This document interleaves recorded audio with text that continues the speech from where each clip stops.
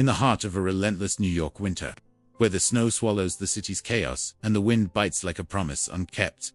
A simple act of kindness unfolded that would ripple into something extraordinary. Picture this: a man, weathered by life's storms, standing alone at a dimly lit bus stop, his last thread of warmth wrapped around him in a tattered jacket. He had nothing left to lose, except maybe that jacket. And yet, when a stranger appeared, shivering in the freezing night without a coat, he didn't hesitate. He handed it over, not knowing she held the power to rewrite his entire world. The cold was unforgiving that evening, turning breaths into fleeting clouds and numbing fingers to the bone. At 46, Jack Thompson had seen better days. Once a skilled structural engineer, he'd built bridges and buildings that touched the sky.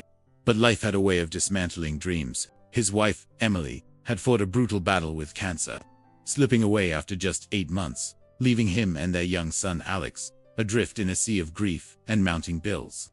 He'd quit his job to care for her, sold their cozy home to cover treatments, and watched as everything crumbled.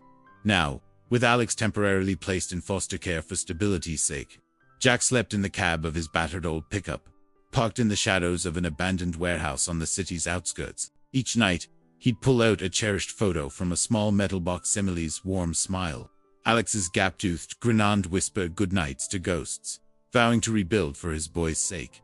That night, as the bus crawled through the storm-laced streets, a woman hurried into view. She was in her mid-30s, dressed sharply in a pencil skirt and silk blouse, but utterly unprepared for the blizzard's fury. Her arms hugged her torso, teeth chattering, as she sought shelter under the same flickering light. Jack noticed her immediately, the way she tried to hide her discomfort, the polished poise clashing with her vulnerability. The wind howled again, and she shuddered violently. Something stirred in him, a quiet urge he couldn't ignore. Slipping off his jacket, he felt the ice grip his skin, but he stepped forward anyway. "Here," he said softly, draping it over her shoulders. "You need this more than I do right now."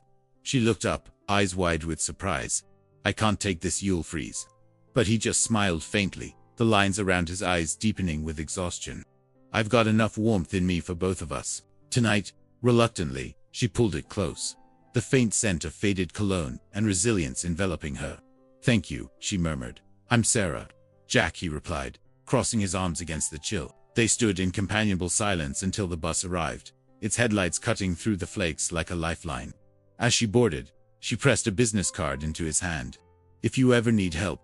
He nodded, tucking it away, doubting he'd ever call. Kind words like that often faded faster than footprints in snow. Sarah entered her luxurious high-rise apartment, the city's glittering light sprawling below like a distant dream. The space was pristine minimalist furniture, expansive views but empty, echoing with the solitude she'd built alongside her empire. As CEO of Horizon Tech, she'd risen from a fractured childhood in foster homes, channeling pain into innovation, turning a startup into a powerhouse that shaped digital futures across North America. But success had come at a cost.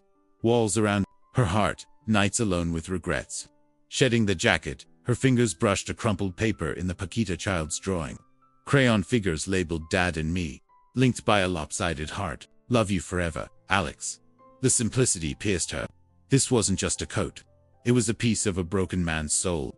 Tears came unbidden, the first in years, stirring memories of her own cold nights as a kid, when a stranger's small, just shared blanket from an elderly passerby had sparked her will to survive. By morning, resolve had set in. Sarah couldn't let this fade. She tasked her trusted assistant with discreet inquiries. Traffic cams, bus logs, faint leads from a prepaid phone. Days later, a file landed on her desk. Jack Thompson, former engineer, no fixed address, spotted, living in his truck in a rundown Bronx lot. She drove there herself, heart pounding as she approached the frost-covered vehicle. He emerged, rumpled and wary, recognition dawning. "Sarah, you. I had to find you," she said. "That cotet wasn't just fabric. It was everything I needed that night." He shifted uncomfortably, glancing at his makeshift home. "You didn't need to see this." But she saw beyond the rust and despair. She saw strength, the kind forged in fire.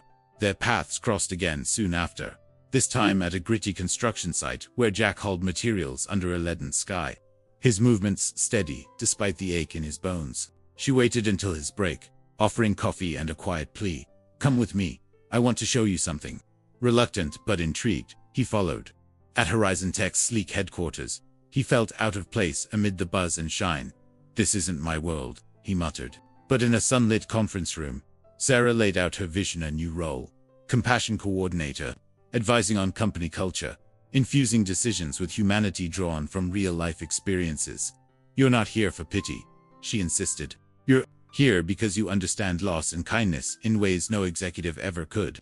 Jack stared at the offer, doubt warring with a spark of possibility. I'm no leader. I've got nothing to give anymore. Her eyes held his. You gave me your last bit of warmth without a second thought. That's leadership. That's what this company, what the world needs. Still, fear clawed at him. Back on a bench, outside, proposal unopened, he wrestled with self-doubt. Sarah joined him, sensing his turmoil. One more stop, she urged. They drove to a cozy community center in a quieter neighborhood, walls alive with kids' artwork and echoes of play. This is Emily's Haven, she explained, voice thick. Named for the woman who once wrapped me in her scarf on a freezing street when I was a runaway teen. One act changed my trajectory. As children laughed around them, Jack's defenses cracked. He saw reflections of his own struggles in their innocent eyes, felt the weight of being truly seen. Tears fell then, silent and cleansing. Okay, he whispered. I'll try. Jack's integration was gradual, profound. He shared stories in meetings, not polished speeches, but raw truths about resilience, about noticing the overlooked. Kindness isn't a luxury, he'd say. It's the foundation we all stand on. Employees gravitated to him. A stressed manager confiding burnout, a new hire sharing isolation.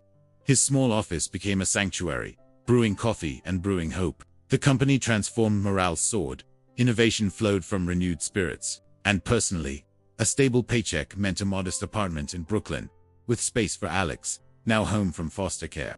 Their reunion dinner, a tearful feast of takeout, pizza and promises kept. As months passed, Jack and Sarah's bond deepened beyond work. Shared lunches turned to walks in Central Park, conversations weaving past pains into future dreams. It was unhurried, authentic, two souls finding solace in vulnerability. One evening, atop the office roof, as the sun dipped low, she turned to him. You've rebuilt more than this company, you've rebuilt me. He smiled, pulling her close.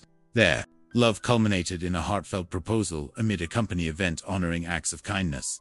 The old jacket framed as a symbol. Will you share the rest of this journey with me? He asked, ring in hand. Her yes echoed through cheers, sealing a union born from empathy.